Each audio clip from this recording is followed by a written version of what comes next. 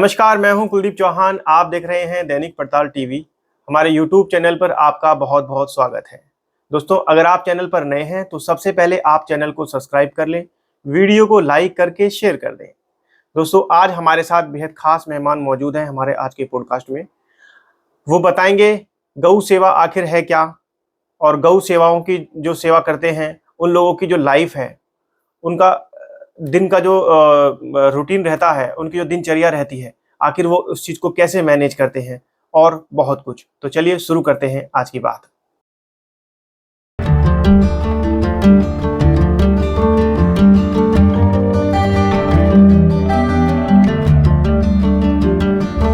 सुनील डेढ़ा जी, आपका बहुत बहुत स्वागत है।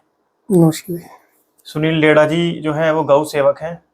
तो गौ सेवक की जो क्या लाइफ जो होती है उसके बारे में आज हम सुनील डेढ़ा जी से बात करेंगे। ये हमें बताएंगे गौ सेवा के बारे में सारी जानकारी।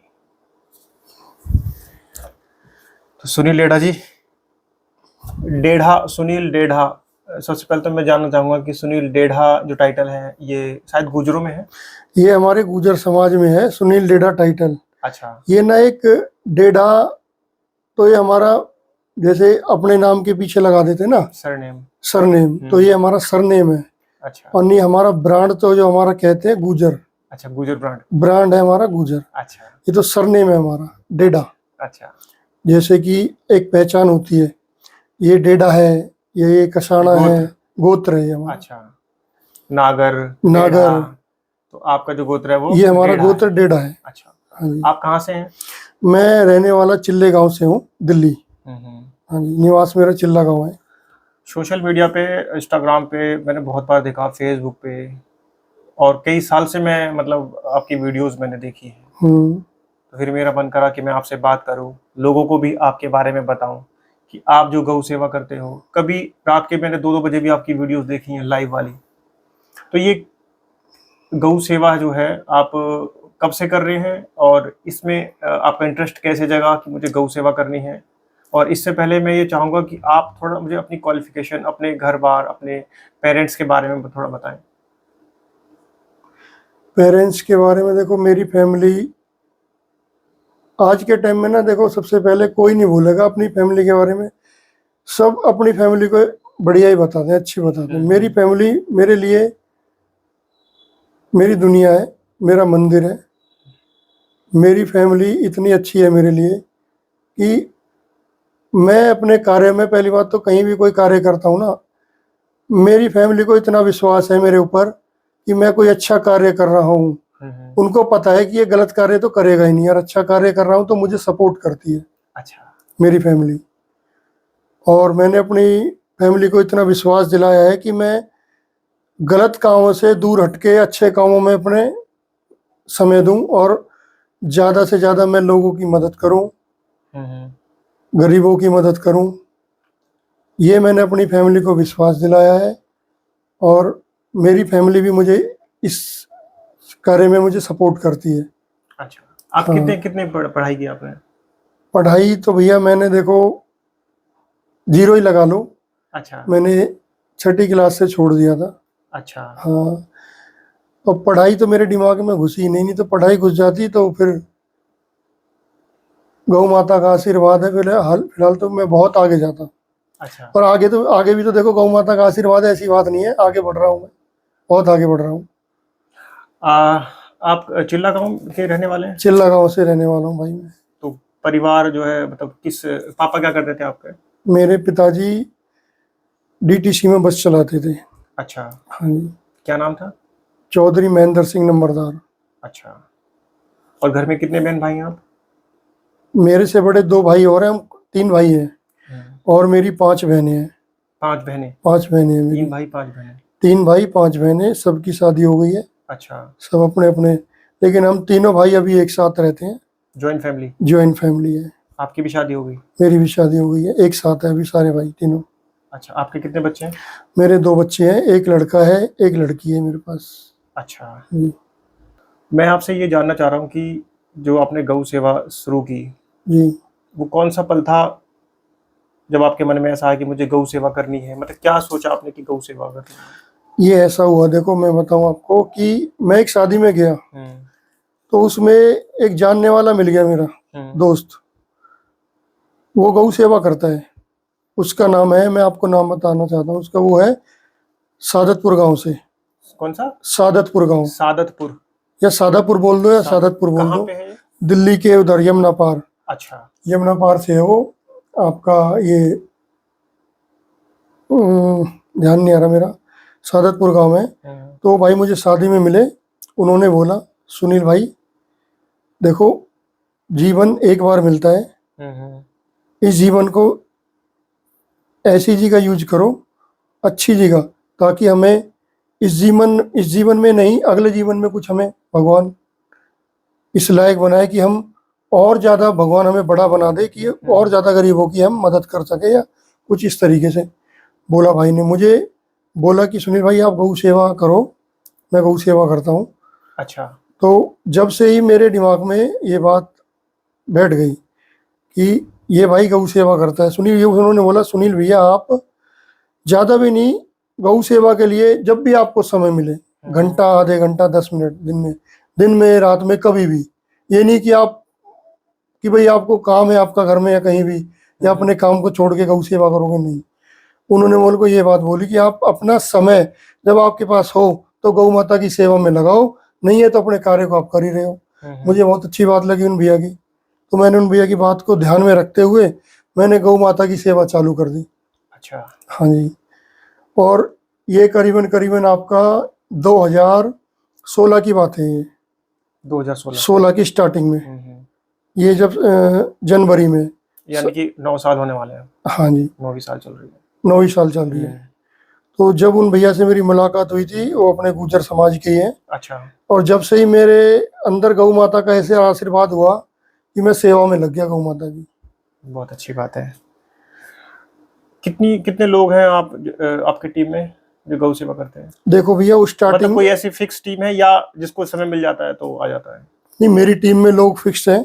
अच्छा। अभी फिलहाल मेरी टीम में फिक्स लोग हैं, कम से कम 10 लोग हैं मेरी टीम में फिक्स, जो मैं एक कॉल करूं तो एक कॉल पे वहाँ खड़े मिलेंगे। अच्छा। बाकी अन्यथा ऐसे है कि जैसे दलूपरा से कॉल आई कि यह गाय बीमार है, या गाजीपुर से कॉल आई, या खिचड़ीपुर से कॉल आई, मतलब कहीं भी क्षेत्र से कॉल आती है ना, तो वहाँ मैं पहुंचने से पहले अपने गौ भक्त भाइयों को, मैं देखो टीम नहीं बोलूंगा अपनी, टीम बोलने में ना मुझे अजीब सा लगता है। अच्छा। कि टीम, मैं बोलता हूँ मेरे गौ भक्त भाई आ गए, मेरे साथ खड़े हैं, तो मैं अपने भाइयों को बोलता हूँ गौ भक्त भाई आ गए। मैं सेवा पे पहुंचने से पहले उनको कॉल कर देता हूँ कि भाई वहाँ पे ऐसे ऐसे सेवा है, मैसेज छोड़ देता हूँ, तो वो पहले पहुंच जाते हैं। वो पहले मेरे से खड़े मिलेंगे। अच्छा। सेवा पे, चाहे वो 10 में से 5 भाई आ जाए, 6 भाई आ जाए, 2 भाई आ जाए, खड़े मिलते हैं मेरे को। तो ये अपना एक देखो एक संगठन है, और गौ माता की सेवा से, आशीर्वाद से गौ माता की सेवा चल रही है। तो उसको कोई नाम दिया हुआ है आपने कुछ ऐसा? इसका नाम मैंने देखो अपना ही नाम दे रखा है। इसका नाम मैंने अभी कोई मैंने अपना गौ माता की रजिस्टर नहीं करा रखी कोई। अच्छा। तो मैंने दे रखा है सुनील डेढ़ा गौ सेवक। सुनील डेढ़ा गौ सेवा, गौ सेवक के नाम बहुत से। अच्छी बात है। हाँ जी। आपकी दिनचर्या क्या होती है? मतलब पूरा दिन जैसे कि होता है, आप एक गौ सेवक हैं, दरअसल मैं लोगों को ये बताना चाह रहा हूँ कि जो गौ सेवक होते हैं उनकी लाइफ कैसी होती है, उनका जो दिन बीतता है सुबह से लेकर के और सोने तक, वो कैसा बीतता है, थोड़ा छोटे उसमें आप बताएं, कम शब्दों में। देखो गौ सेवक का दिन तो मैं आपको क्या बताऊं भाई, जो सेवा करेगा, गौ माता की सेवा है। मतलब जैसे कि कोई फिक्स टाइम होता है इसमें कुछ ना, गौ माता की सेवा में कोई फिक्स टाइम नहीं है। मैं ये लगा लो 9 साल हो गए मुझे सेवा करते करते, मेरे पास लोगों के इतने नंबर आ गए हैं कि दिन हो या रात हो फोन बजता ही रहता है मेरा। अच्छा। फोन मेरा बजता ही रहेगा। आप 1 घंटे मेरा फोन ले लो, कम से कम आपके पास 1 घंटे के अंदर 2 से 3 कॉल आ जाएगी गौ माता की। अच्छा। भैया सुनील भैया यहाँ पे गौ माता परेशान है, यहाँ पे गौ माता को चोट लग गई। मंडावली से या गाजीपुर डेयरी फार्म से, मंडावली और गाजीपुर डेयरी फार्म के ज्यादा केस आते हैं। अच्छा। हाँ ऐसा जी। क्यों? ऐसा इसलिए कि वहाँ पे गाय ज्यादा है। अच्छा। वहाँ पे डेयरी वालों ने गाय ज्यादा छोड़ रखी है रोडों पे। अब क्या है कि भैया डेयरी वालों से मेरी कई बार झड़प भी हो जाती है, मतलब झगड़ा भी हो जाता है। तो जो डेयरी वाले हैं, मतलब किस तरह के डेयरी वाले, जो गऊ का दूध बहुत सारी गायों को इकट्ठा करके और फिर उनका दूध निकालते हैं, बेचते हैं, और डेयरी वालों की बात कर रहे हो आप? डेयरी वालों को देखो मैं बताऊं, डेयरी वालों का काम क्या है कि गौ माता को कम से कम एक एक डेयरी वालों पे 200 गाय हैं। वो क्या काम करते हैं, गौ माता को खुली छोड़ देते हैं सड़कों पे, कूड़ेदान पे, चाहे वो कूड़ेदान पे। देखो अब अपने अपने अपने घरों से क्या काम करते हैं लोग बाग, पन्नी में जो भी है झाड़ू मार के इकट्ठा करके पन्नी में डाल देते हैं और उस पन्नी को कूड़ेदान में डाल देते हैं। कूड़े वाले क्या करते हैं, कूड़ेदान में ले जाकर डाल देते हैं। और वहां रहती है 20-20, 50-50 गाय एक साथ। उसमें गौ माता पन्नी को, ये नहीं कि पन्नी को खोलती है, चेक करती है उसमें क्या है, गौ माता सीधा मुंह मारती है पन्नी में और पेट में जाता है। तो ये सबसे बड़ा पाप हो रहा है गौ माता के लिए। गौ माता की जिंदगी इतनी खराब हो रही है, गौ माता के अंदर 20-20 किलो पन्नी निकल रही है पेट में से। जब गौ माता का जाके अस्पताल में ऑपरेशन किया जाता है, गौ माता कोई बीमार हो जाती है तो उसका जब चेक किया जाता है ना, तो अंदर उसके पेट में जब पन्नियां चेक करी जाती है तो 20-20 किलो पन्नियां निकालते हैं डॉक्टर। ये मैंने खुद ने देखा है। ये सब क्या हो रहा है, डेयरी वालों की वजह से ही तो हो रहा है। डेयरी वाले अपनी गायों को खुली ना छोड़े, अपने घरों में बांध के इसका इनकी सेवा करे, दूध निकाले, खूब करो भैया, कोई कोई दिक्कत ही नहीं फिर किसी चीज की। अब ये डेयरी वाले क्या काम करते, खुली छोड़ देते हैं। अब गाय रोड क्रॉस कर रही है, कोई गाड़ी वाला मार जाए उसको, गाड़ी वाले को परेशानी, गौ माता को बहुत ज्यादा परेशानी, उसका जीवन खराब हो जाता है, गौ माता का पेट टूट जाता है और परेशान होता है गौ सेवक वहां जाके मौके पर, अपना समय खराब कर रहा है। देखो हमें तो कोई दिक्कत नहीं, हम तो गौ माता की सेवा में है। गौ माता ने हमको जब सेवा का मौका दिया है तो हम तो भाई सेवा करेंगे ही। लेकिन हम तो डेयरी वालों को ये मैसेज देना चाहते हैं कि भाई आप सुधर जाओ, गौ माता की इतनी, गौ माताओं के साथ इतना अत्याचार मत करो। गौ सेवा मतलब आप लोग करते हैं तो इससे क्या फायदा, क्या होता है इससे? भैया गौ सेवा करने से ये फायदा है, मैं आपको बताऊं, गौ सेवा हर एक के बस की नहीं है करनी। पहली बात तो गौ सेवा करके देखो कोई। गौ सेवा का लाभ ये है, गौ माता की सेवा करोगे तो ये समझ लो आपने अपने माता पिता की सेवा तो कर ही ली। माता पिता की सेवा वही अपने गौ माता हो गई, माता पिता हो गए, इसको माता ही बोलेंगे हम। गौ माता के अंदर 33 करोड़ देवी देवताओं का वास होता है। ये समझ लो आपने सारे तीर्थ कर लिए, सब मंदिरों में जा लिया, गौ माता की सेवा करो। ये जो तीर्थों पे घूम रहे हैं लोग, मैं देख रहा हूँ, भैया तीर्थों पे कम घूमो। देखो वो भी एक चीज है, बनाया है तो भैया जाना पड़ेगा, लेकिन तीर्थों पे कम घूमो और गौ माता की सेवा पे ज्यादा ध्यान दो। गौ माता के लिए एक रोटी निकालो अपने घर में से, सबसे पहले गौ माता के लिए रोटी निकाली जाती है, गौ माता को खिलाओ, ये मेरा कहना है। गौ सेवा आप करते हैं तो कहाँ कहाँ जाते हैं आप लोग? गौ सेवा जब मैं करता हूँ भैया, मेरे पास कहीं से भी कॉल आ जाती है। अब तो जैसे मुझे 9 साल हो गए गौ सेवा करते करते, तो मेरे पास दिल्ली में, दिल्ली क्या, दिल्ली एनसीआर में भी जैसे फरीदाबाद से कॉल आ गई, फरीदाबाद से भी? फरीदाबाद से कॉल आ जाती है मेरे पास। मेरे पास फरीदाबाद से भी कॉल आती है और मेरे पास आपका भैया ग्रेटर नोएडा तक कॉल आ जाती है। तो वो क्या करता हूँ मैं, अपने गौ सेवक भाइयों को मैं कॉल फॉरवर्ड कर देता हूँ। अच्छा। व्हाट्सएप के जरिए से उस कॉलर का नंबर, लोकेशन, गौ माता की वीडियो 1 मिनट की जो आती है, मैं अपने दोस्तों को दे देता हूँ कि भाई यहाँ की ये कॉल है, आप इसको कॉल को पूरी कराइए।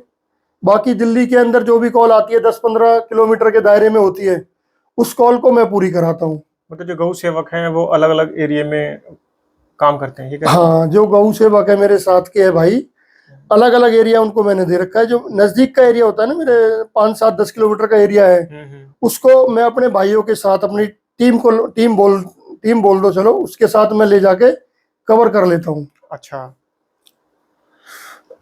जो आप लोग गौ सेवा करते हैं, बहुत बार जैसे मैंने देखा है एक्सीडेंट हो गया, कहीं आप पट्टी करती नजर आ रहे हैं उसको, कहीं आप उसको जो है एम्बुलेंस में आप लोड करवाते हैं। तो ये जो आपके साथ में डॉक्टर्स वगैरह होते हैं, ये सरकारी होते हैं या प्राइवेट होते हैं? मैं जो डॉक्टर है, मेरे पास एक फ्री डॉक्टर है, निस्वार्थ डॉक्टर है, प्राइवेट डॉक्टर है वो। अच्छा। हाँ, तो जैसे जब डॉक्टर की आवश्यकता होती है, पहली बात तो डॉक्टर की आवश्यकता होती नहीं है, उसमें क्या होता है कि ज्यादातर आवश्यकता होती है एम्बुलेंस की। जैसे कोई रोड पे गाय को एक्सीडेंट कर गया गाड़ी वाला, तो उसमें क्या होगा भाई, देखो रोड पे तो उसका ट्रीटमेंट तो मेरे हिसाब से तो ठीक नहीं है, रोड पे इसका ट्रीटमेंट करना ठीक नहीं है। क्यों? रोड पे गौ माता का ट्रीटमेंट किया तो भैया ये समझ लो, फिर उसको वहां पे एक जैसे हॉस्पिटल में डॉक्टर चेक करता है ना बार बार मरीज को आके, इस तरीके से गौ माता को बार बार उसको ट्रीटमेंट दिया जाएगा गौ माता को। तो गौ माता का सबसे अच्छा उपचार केंद्र है हॉस्पिटल गौशाला, उसमें गौ माता को एम्बुलेंस बुलाओ, गौशाला में भेज दो। मेरा तो प्रयास ये रहता है कि कोई रोड पे बीमार गाय है, ज्यादा बीमार है या रोड एक्सीडेंट हो गया गौ माता का, तो उसको वहां से एम्बुलेंस बुला के गौशाला में उसको शिफ्ट करा दो। तो इसमें जो प्राइवेट डॉक्टर आप बता रहे हैं वो निःशुल्क काम करते हैं आपके साथ? वो निःशुल्क काम करते हैं। सरकारी डॉक्टर भी होते हैं? सरकारी डॉक्टर भी है हमारे पास। अच्छा, हाँ, तो आपको सपोर्ट मिलता है? सपोर्ट मिलती है मुझे। एम्बुलेंस वगैरह सरकारी एम्बुलेंस होती है इनके लिए? इनके लिए सरकारी एम्बुलेंस नहीं है कोई भी। गौ सेवा के लिए? गौ सेवा के लिए कोई सरकारी एम्बुलेंस नहीं है, सब प्राइवेट है। कामधेनु एम्बुलेंस को मैं बुलाता हूँ तो कामधेनु एम्बुलेंस आ जाती है, वो प्राइवेट है। डॉक्टर नरेश शर्मा जी की, महेश शर्मा जी के जो भाई है, सांसद है जो बीजेपी से, उनकी कामधेनु एम्बुलेंस निस्वार्थ चलती है, दिन हो या रात हो, 24 घंटे आती है मेरे लिए। वो डॉक्टर महेश शर्मा के महेश शर्मा के भाई है वो। हाँ जी डॉक्टर साहब। और जो मेडिसिन वगैरह होती हैं? मेडिसिन वगैरह के लिए देखो ऐसा होता है, मैं अपनी तरफ से ही करता हूँ। अच्छा, जो भी गौ माता की सेवा में जो दवाई लगती है वो मैं अपनी तरफ से करता हूँ। तो लोग आपको हेल्प करते हैं इसमें? देखो लोग हेल्प ऐसा ही, देखो मेरे पास माना कि जैसे 2000 लोगों के नंबर है। अच्छा, किसी ने मुश्किल से कर दिया, एक दो लोगों ने हेल्प कर दी तो कर दी, लेकिन मैं किसी से मांगता नहीं हूँ कि मुझे भैया इतने पैसे की जरूरत है या मुझे दवाई गोली की जरूरत है। जब गौ माता ने, बाबा मोहन राम ने मुझे सब कुछ दे रखा है, तो अभी तक जब तक चल रहा है भैया मैं कर रहा हूँ सेवा। अच्छा, जब मुझे लगे कि मुझे आवश्यकता है मांगने की तो मैं कह दूंगा भैया मुझे सहयोग करो। वैसे करते हैं लोग? वैसे लोग कुछ लोग हैं करते हैं, कुछ लोग, अच्छा, बाकी तो बहुत कम लोग हैं कि जो देते हैं। गायों को जो आप लोग खिलाते हैं अधिकतर क्या चीज उनको खाना पसंद होता है? गौ माताओं को देखो सबसे अच्छा उनका खाना है, जैसे हमारे लिए खाना है, क्या बता दूं मैं आपको, सरसों का साग और मक्के की रोटी। तो गौ माताओं के लिए सबसे अच्छा खाना है हरा चारा।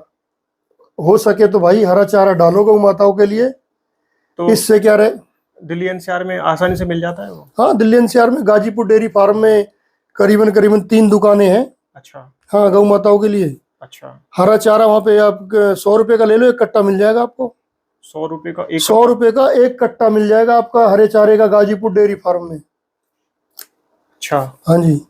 ये रोडों पे जो गाय होते हैं अधिकतर वो कैसी होती हैं? मतलब दूध देने वाली या बिना दूध देने वाली, या उनका कोई मालिक होता है या नहीं होता? किस तरह की गाय होती है ज्यादा? ये जो रोडों पे गाय घूम रही है ना, देखो मैं बताऊं इनको अब क्या करें, देखो लावारिसी के घोषित करेंगे हम। गाय मालिक क्या करता है तो पालतू गाय ये सब, लावारिस किसी की नहीं है भाई। लावारिस तो उसे कहते हैं कि जंगल है, इधर जंगल में गाय घूम रही है, उसे कह देंगे हम लावारिस। ये तो शहर में घूम रही है, दिल्ली शहर में। यहाँ पे क्या हो रहा है, डेयरी वाले राजस्थान से 100 गाय लाते हैं एक साथ, उनको छोड़ देते हैं सड़कों पर। अच्छा, भैया वो कूड़ा पन्नी खा के, अपना कचरा पे खा के जाके अपना पेट भर लेती है, जो भी तो मिलता है उनको। पेट भर के शाम को वो क्या करते हैं, डेयरी वाले बाइक से आते हैं, अपनी गायों को ले जाते हैं हाँक के, उनका दूध निकालेंगे।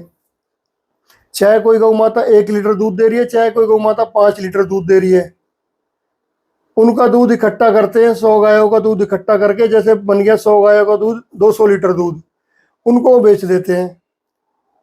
उनका हो गया बिजनेस, डेयरी वालों को हो गए बिजनेस। लेकिन उनको ये नहीं पता आप बिजनेस तो कर रहे हो, लेकिन बिजनेस की आड़ में आप कहीं ना कहीं गौ माता की दुर्गति भी कर रहे हो, पाप भी कमा रहे हो आप। उनको कोई फर्क नहीं पड़ रहा डेयरी वालों को। हमने तो भैया बहुत समझा लिया। मैं तो डेयरी वालों को समझाता ही रहता हूँ कि भाई आप अपनी गायों को कोशिश करो कि खुली मत छोड़ो। भाई आपके पास जगह नहीं है वो बात अलग है, जगह नहीं है तो आप सरकार से अलॉट कराओ, डीडीए से अलॉट कराओ, किसी से भी जमीन लो, तो आप 100 गाय रखो, 200 रखो, लेकिन सड़कों पे खुली मत छोड़ो। लोगों को परेशानी, ट्रैफिक उनकी वजह से, जैसे गौ माता रोड पे बैठ जाती है, ट्रैफिक लग जाता है, कोई एक्सीडेंट हो गया, बाइक वाले को चोट लग गई, गौ माता को चोट लगी, अलग है। ये हाल होता है भैया। अच्छा, मतलब जैसे सरकार में या न्यूज़ वगैरह में चलता रहता है कि गौ सेवा के लिए या गायों के लिए सरकार ने जमीन अलॉट करी है या ये किया है या वो किया है, आप उससे बिल्कुल जुड़े हुए हो, ठीक है, तो ये कितने % सही है? भैया दिल्ली के अंदर तो देखो, मुझे कोई भी बता दो सरकार ने यहाँ गौ माताओं के लिए जमीन अलॉट कराई है, कोई भी बता दो मुझे। जमीन या चारा या कुछ भी, कुछ मतलब भी गायों के लिए, गौ माताओं के लिए कुछ भी सुविधा नहीं है दिल्ली के अंदर। और बाकी जगह? बाकी जगह यूपी में तो देखो थोड़ी बहुत है, योगी जी ने करा रखी है, जमीन भी अलॉट करा रखी है। और गौ माताओं के लिए जो मेरी जानकारी में है, हरे चारे के लिए गौ माताओं के लिए पर डे का 35 से 40 रुपए का खर्चा मैंने सुना है एक गौ माता का। मतलब कौन सी वाली, जो लोग पालतू हैं या जो लोग अपने घर में गौ माताओं को पालेगा? हाँ। अपने घर में गौ माता का, चाहे एक गौ माता रखो चाहे 10 गौ माता रखो, एक गौ माता का खर्चा 40 रुपए का, योगी जी की तरफ से। अच्छा, ये हमने सुना है। तो कभी ये कोशिश की है उसको जानने की, क्या सच में है, मिलता है नहीं मिलता? मैंने देखो जानने की कोशिश भी की है, मेरे जो वहाँ के गौ सेवा के ग्रेटर नोएडा के, उन्होंने मुझे बताया भी है। अच्छा, कि गौ माताओं के लिए 35 से 40 रुपए मिलते हैं पर डे के। अच्छा, हाँ जी। ये जो कभी ऐसा हुआ कि आपको भी कुछ इमरजेंसी हो और उधर से आपके पास कभी कॉल आ जाए कि यहाँ गाय है और कुछ इमरजेंसी हो गई, आप आ जाओ, सिचुएशन हुई ऐसी कभी?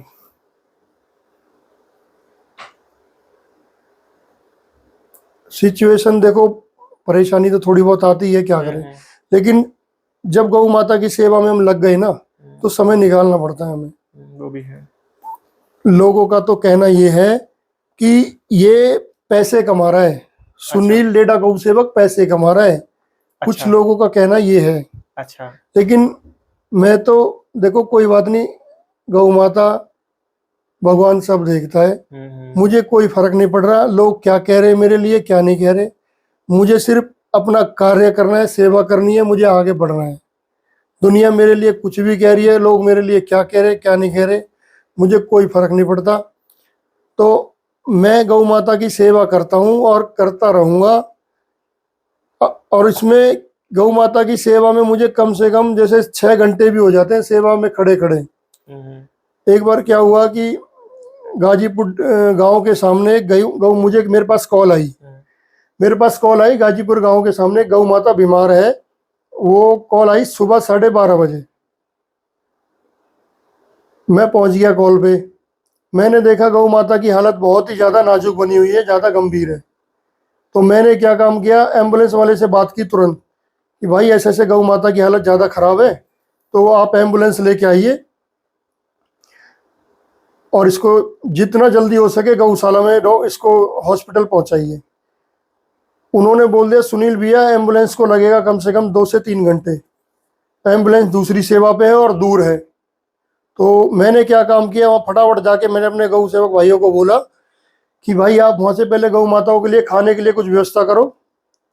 मैंने कुछ पालक मंगाया, गाजर मंगाई, लौकी मंगाई, उसको छोटे छोटे टुकड़ों में करके गौ माता को खिलाया, ताकि गौ माता कुछ घंटे और उसको परेशानी ना हो और जीवित थोड़ा सा गौ माता को ज़्यादा और परेशानी ना हो। मैंने फिर डॉक्टर को बुला के उसको 1-2 इंजेक्शन भी लगवाए, तो गौ माता को थोड़ा आराम फील हुआ।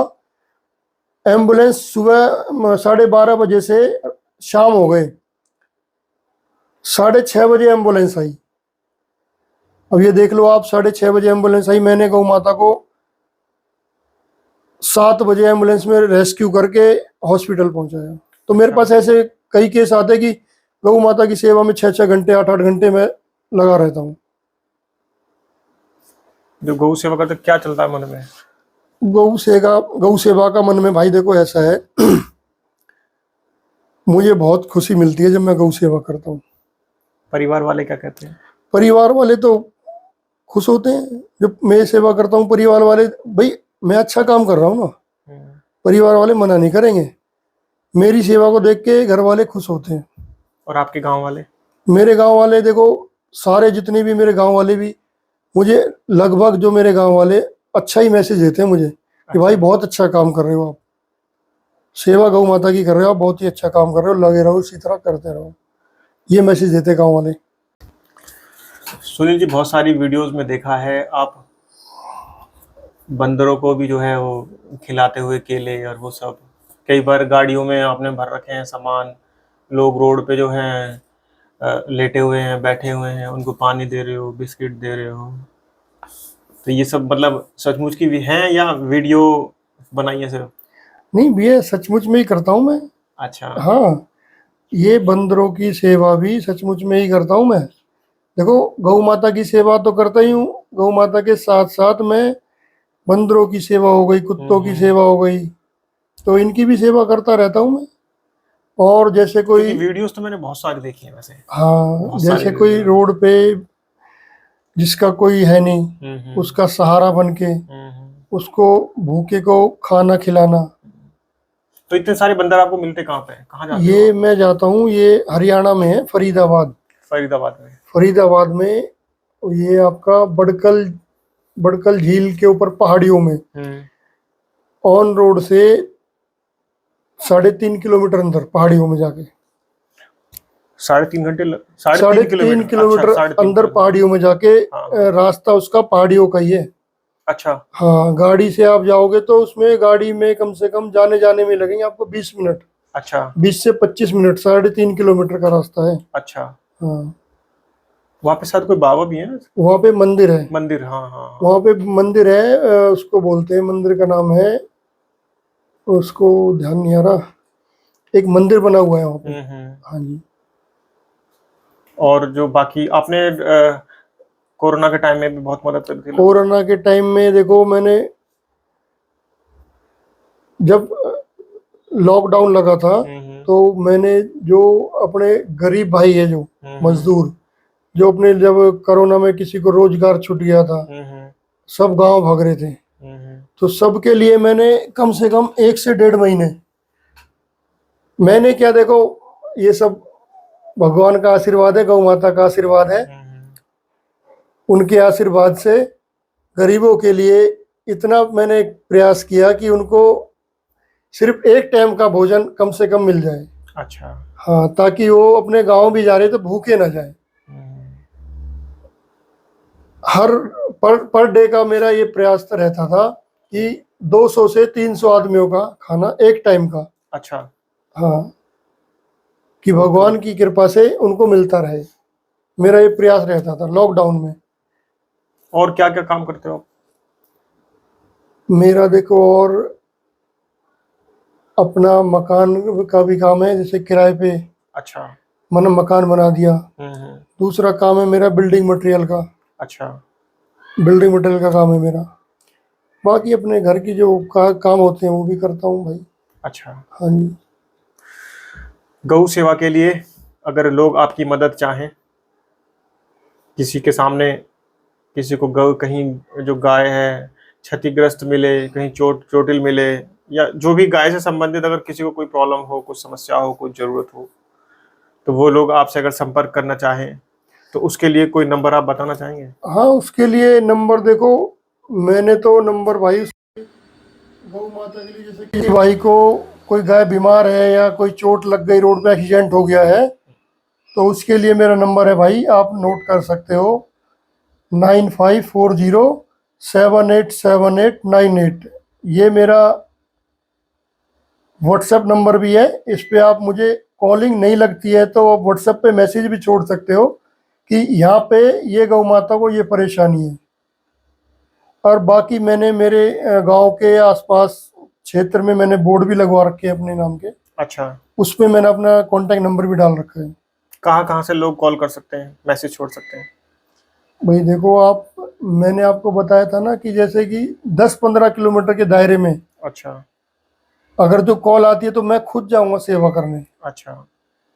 मेरी लोकेशन से 10-15 किलोमीटर की लोकेशन पे अगर जो कोई गाय बीमार है तो उस सेवा पे मैं खुद जाऊंगा। और मेरे उससे फिर दूर पड़ जाएगी ना, जैसे 20-25 किलोमीटर या 30 किलोमीटर, तो उसके लिए फिर जो मेरे गौ भक्त है, जो मेरी टच में रहते हैं, मैं उनको बोल देता हूँ, वो कॉल पूरी करा देते हैं। सरकार की तरफ से इनके लिए कोई कॉल सेंटर भी होता है क्या?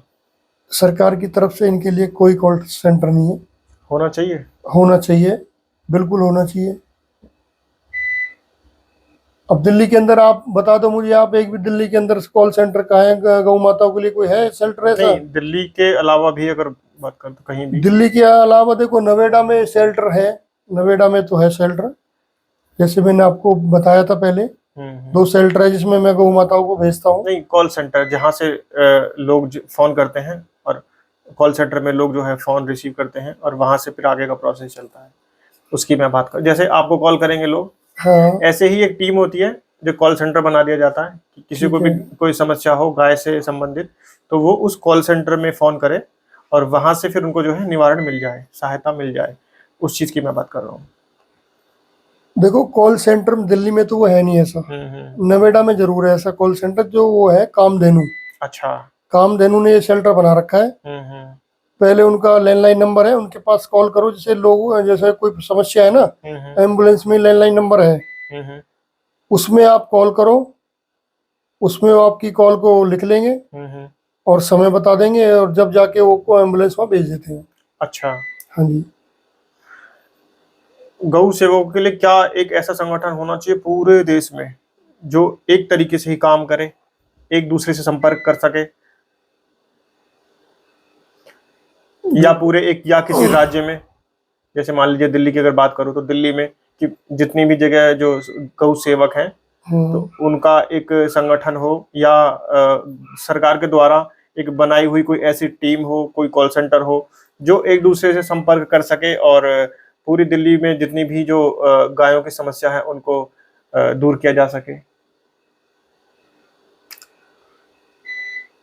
भाई देखो इसी तरह किया जा सकता है, गायों की समस्याओं का हल इसी तरह होगा कि सरकार ऐसा कर दे कुछ, जैसे कि भाई देखो मैं तो अभी सक्षम हूँ, गौ माता के आशीर्वाद से सक्षम हूँ, मैं अपने घर से पैसा लगाता हूँ गौ माता की सेवा में, और मेरे गौ सेवक भाई है जिसको मैं जोड़ता हूँ, वो सक्षम नहीं है, तो उनके लिए कुछ सरकार ऐसा कर देना ताकि उनको ऐसा लगे कि भाई उनको भी सरकार की तरफ से कुछ मिल रहा है, जैसे सैलरी के तौर पे। मैं आपको नहीं, बता मैं वो चीज नहीं पूछना, मैं ये कहना चाह रहा था, जैसे कि सरकार होती है, हाँ वो पूरे राज्य को संभालती है, ठीक है। ऐसे ही एक सिस्टम बने गौ सेवकों के लिए, कोई प्रोग्राम या कोई संस्था जो पूरे पूरे राज्य में जो गौ या जितने भी और बाकी जो पशु हैं या जानवर हैं जो भी हैं, तो उनकी सहायता के लिए, उनकी मदद के लिए वो काम करे,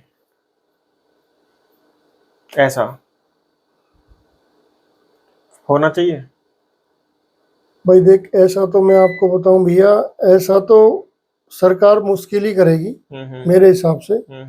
अगर जो ऐसा कुछ कर दे तो ये भी अच्छी बात है, फिर तो और काम अच्छा हो जाएगा, और काम अच्छा होगा गौ माताओं के लिए, और सुविधा अच्छी हो जाएगी अगर जो ऐसा सरकार कर देती है। तो एक सरकार ऐसा बना देना कि जैसे भाई दिल्ली के अंदर सरकार, जैसे अपने क्षेत्र में, मैं अपने मयूर विहार जिले में मैं सेवा करता हूँ गौ माता की, सुनील लेडा गौ सेवा करता है गौ माता की अपने क्षेत्र में मयूर विहार जिले में, ऐसी दूसरे जिले से ले ले एक, तो पूरी दिल्ली के अंदर 10-12 गौ सेवकों की एक टीम बना दे सरकार। आप ये दिल्ली में गौ माताओं की समस्याओं को लेकर ये टीम संभालेगी, एक टीम का नाम धर दे। हाँ, वो चीज में करता हूँ। टीम का नाम बना दे और नाम बना के और उनको सुविधा दे दे, जैसे कि एम्बुलेंस की सुविधा दे दे, और गौ माताओं के लिए एक जमीन अलॉट करा दे कि ये गौ माताओं का शेल्टर इधर बना दिया, अलग अलग जगह पे 2-3 जगह ऐसा शेल्टर बना दे बड़े बड़े, गौ माताओं को लेकर जो समस्या है ये टीम अपने फटाफट उनकी जो गौ माता की परेशानी है एम्बुलेंस लाके वहाँ शेल्टर में सेवा कराओ उनकी। अच्छा। हाँ जी, इनका ट्रीटमेंट कराओ, इस तरीके से कुछ ऐसा कर दे सरकार। आज तक आप लोगों ने कितनी गौ सेवाओं की, गौ माताओं की जो है सेवा कर चुके हैं? अभी तक देखो मैं आपको बता दूं, मैं एक आइडिया बता देता हूँ। गौ माताओं की अभी तक हमने करीबन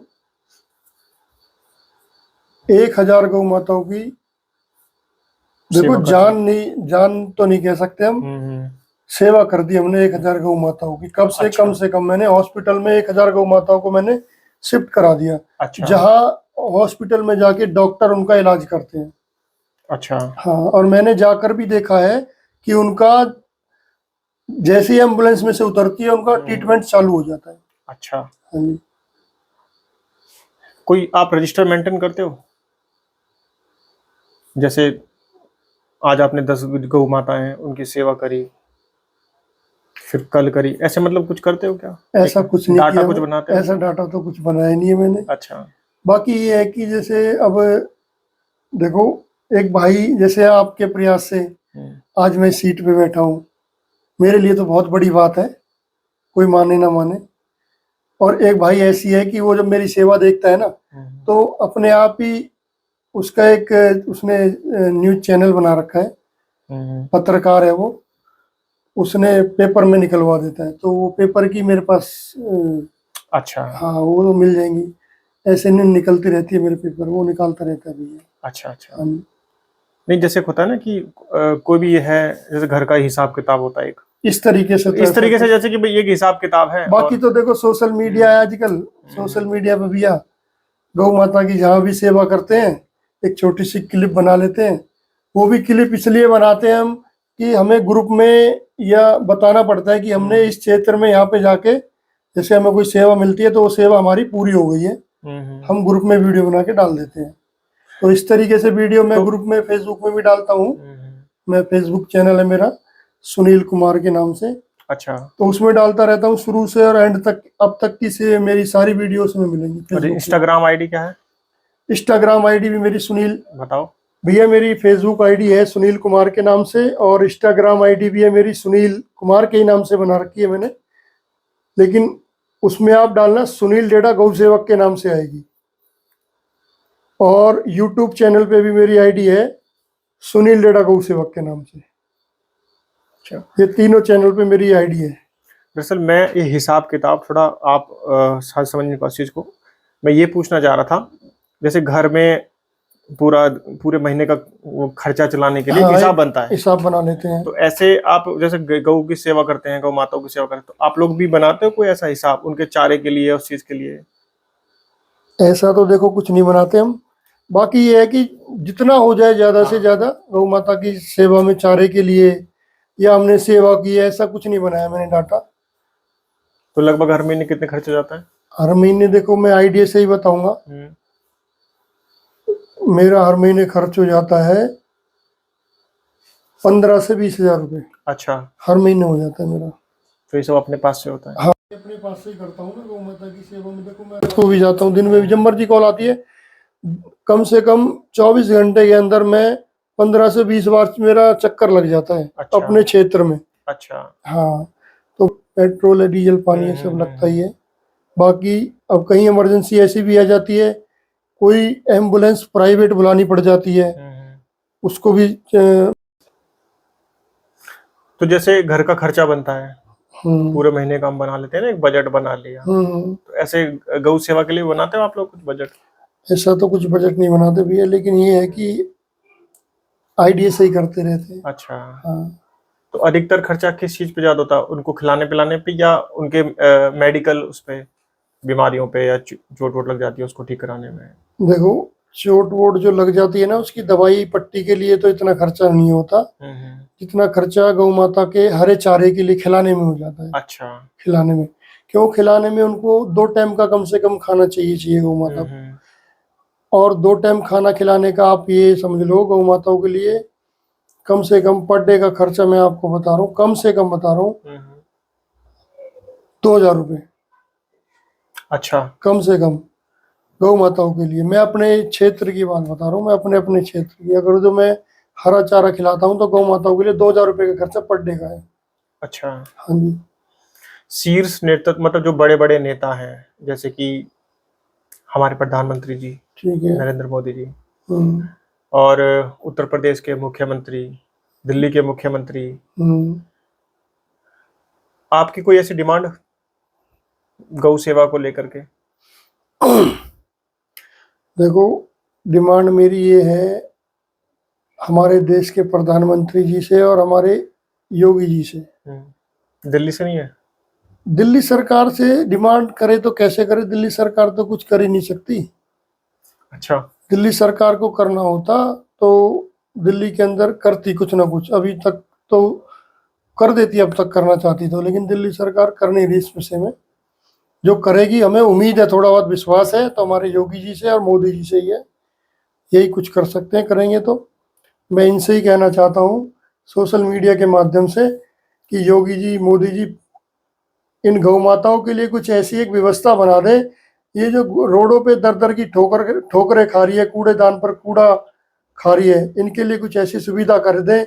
या तो ये डेयरी वाले अपनी गायों को डेयरी में बांधे, सड़कों पर नहीं छोड़े, और सड़कों पर छोड़ रहे हैं तो इनकी गायों को उठा उठा के ऐसी कोई गौशाला बनाए, जो गौशालाओं में इनको रोडों पर एक भी गाय नजर ना आए।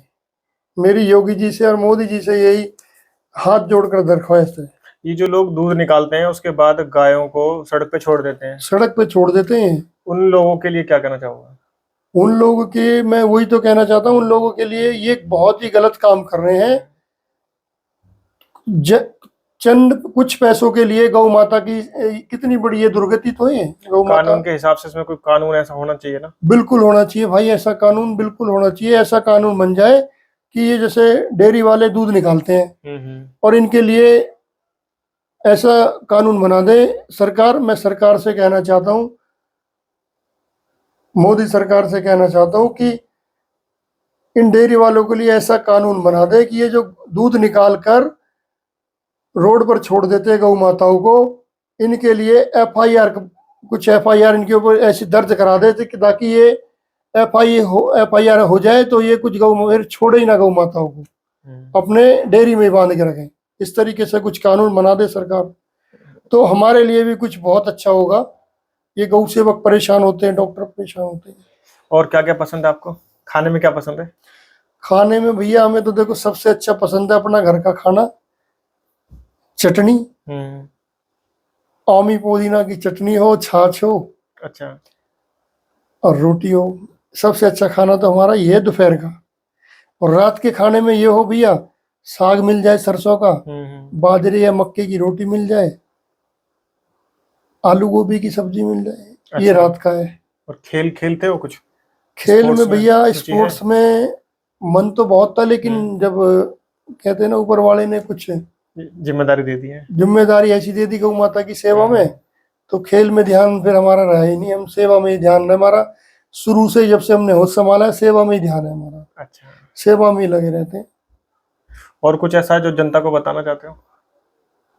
और कुछ जनता को भी है, मैं यही मैसेज देना चाहता हूँ सोशल मीडिया के माध्यम से कि भाई देखो, सबसे पहले तो अपने माता पिता की सेवा करो। मैं भी देखता रहता हूँ सोशल मीडिया, लोग अपने माता पिता को ठोकर मार रहे हैं और वैसे तीर्थों में घूम रहे हैं। तो सबसे पहले अपने माता पिता की सेवा करो, फिर समय मिले आपको तो भाई गरीबों की भी सेवा करो, पशुओं की सेवा करो। ये इंसान का जन्म मिला है भैया, एक बार ही तो मिलता है, बार बार फिर किसने देखा अगला जन्म क्या मिलेगा, क्या बनेगा आदमी।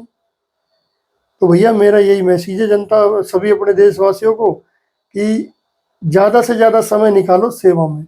आप महीने में 20,000 रुपये कमा रहे हो, मैं एक उदाहरण बता रहा हूँ, तो 20,000 रुपये में से आप महीने में 500 रुपये भी आप निकालोगे ना सेवा में, उस पे 500 रुपये को किसी भी सेवा में लगा दो, आपको देखो कितना सुकून मिलता है। और आपके पैसे, और आपको ऐसा लगेगा कि 20,000 रुपये नहीं, आप 50,000 रुपये ला रहे हो कमा के। इस तरीके से आपको आपके खर्चे भी बढ़ेंगे तो आपका पैसा भी उतनी तेजी से आएगा। मैंने तो देखो ये नोट किया, इस तरीके से मैं जब बता रहा हूँ आपको। तो दोस्तों हमारे साथ है सुनील लेढ़ा जी। इन्होंने बहुत सारे सवालों के जवाब बिल्कुल बेबाक तरीके से दिए। गौ सेवा के बारे में इन्होंने बहुत कुछ हमें बताया, इनको क्या क्या तकलीफें होती हैं वो भी इन्होंने बताया, इनकी लाइफ कैसी है वो भी इन्होंने बताया, सरकार से इनकी जो मांग थी वो भी इन्होंने रखी। और हमारी भी ये कोशिश रहेगी कि इनकी बात जो है वो सरकार तक पहुँचे, जनता को इनकी बात अच्छे से पता चले, समझ में आए। जैसा कि इन्होंने बताया कि जो कूड़ेदान में चारा ढूंढती हैं गाय, और बहुत बार उनको जो है नुकसान हो जाता है, क्योंकि उसमें कभी कांच, कभी ब्लेड, इस तरह की जो चीज़ें होती हैं और उनको हानि हो जाती है, बहुत बार उनकी मौत भी हो जाती है। तो इस चीज़ को आप लोग ध्यान रखें और आप लोग भी कोशिश करें ज़्यादा से ज़्यादा गौ सेवा करें। बाकी अन्य जो जीव जंतु हैं उनकी भी सेवा करें। और हमारी जो वीडियो है इसको ज़्यादा से ज़्यादा शेयर करें ताकि ज़्यादा से ज़्यादा लोग जो हैं इसको अच्छे से समझें और समाज में जो है एक बदलाव आए और गौ सेवकों को जो है आप लोग सपोर्ट करें। इनकी जो ज़रूरतें हैं कुछ अगर हो सकता है तो वो आप लोग पूरी करने में मदद करें। तो सुनील लेड़ा जी, आपने हमें इतना समय दिया, आपको बहुत बहुत धन्यवाद। मुझे देखो, मैं ये बता देना चाहता हूँ सोशल मीडिया के माध्यम से सभी को, भैया के चैनल से मैं आज इस मंच पे बैठा हूँ। मेरे लिए बहुत बड़ी खुशी का ये समय है आज। इन भैया ने मुझे अपने यहाँ मंच पे बुलाया, मुझे बोलने का मौका दिया। तो भाइयों, ये बहुत ही बड़ा, ये बहुत खुशी का समय है आज मेरा। मैं सब भाइयों से कहना चाहता हूँ कि इस भाई का भी ये किस नाम से आपका, जैसे दैनिक पड़ताल टीवी, दैनिक पड़ताल टीवी, भाइयों इस चैनल को ज़्यादा से ज़्यादा आप सपोर्ट करो। अगर जो अपने भाई की बात आप मानते हो, गौ सेवक की बात अगर जो आप मानते हो, तो इस भाई के चैनल को ज़्यादा से ज़्यादा सपोर्ट करो, सब्सक्राइब करो, चैनल को आगे बढ़ाओ। जय श्री राम, जय गौ माता की।